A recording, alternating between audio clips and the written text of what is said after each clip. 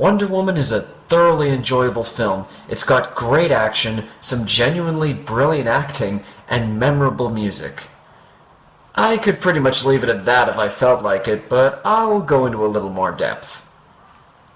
Diana is a young woman who lives on the protected island of Themyscira, where the Amazons have been living undisturbed for many generations.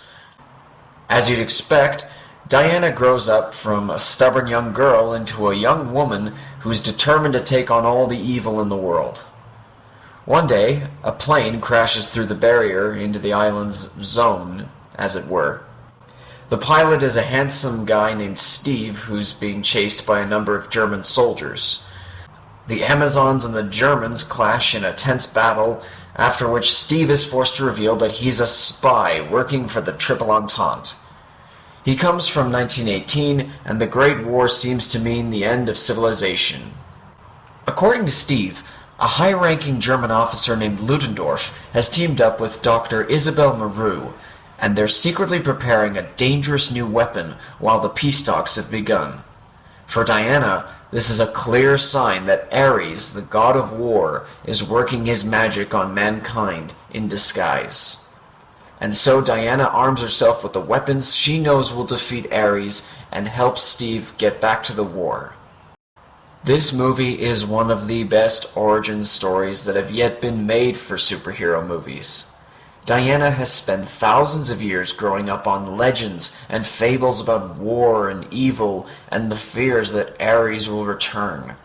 So when she gets the chance, she's ready to go out and save the world single-handed by killing Ares once and for all. But then she gets to the world of mankind, and her entire worldview is thrown into turmoil. At first I was really worried that the German soldiers were just supposed to be stereotypical antagonists of the movie, and Ludendorff, to be fair, is a stereotype to a certain degree. But through Diana's eyes, the movie does take a very mature look at the reality and horrors of war. We see generals on both sides of the conflict happily order the deaths of thousands whom they'll never see die. We see Wonder Woman's idealism and Steve's cynicism clash as they both try to fight for the war to end, just with different strategies in mind. While most people have praised Wonder Woman, some people have pointed out the occasional lazy writing. And frankly, I can see where they're coming from. There are some points in the film that just don't work. The island of Themyscira is kept intentionally vague, for example, especially on the subject of how it works. What's also vague are some of Dr. Moreau's inventions and how they work. And also a bunch of the supporting characters have got hints of interesting depth, but we never really learn anything about them, and so there's no payoff to the setup. Things like that aside, though, the movie does its job.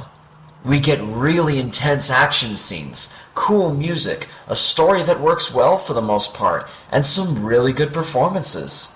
I've never been a big fan of Chris Pine, but he really did a good job with this role. He's a good foil to Diana, and we can believe their chemistry. David Thewlis does a good job as a peace advocate who's so desperate to stop the war that he risks his career to send Diana to the front. Robin Wright and Saeed Tagmaoui were great in supporting roles, and while his character was pretty stereotypical, it was still such a joy to see Danny Huston on the big screen again. And he's clearly having the time of his life as Ludendorff. But this is Gal Gadot's movie, and she does a phenomenal job with every aspect of being Wonder Woman. She kicks serious butt, she's got some good comedy moments, and most of all, she handles the drama scenes incredibly well. It's safe to say that Wonder Woman has been the best received film of the DC universe so far. But what makes it truly work is that it doesn't depend on us having watched the previous movies. It's a story which stands on its own 2 feet and gives us a beginning, middle, and end that do Wonder Woman the justice she truly deserves.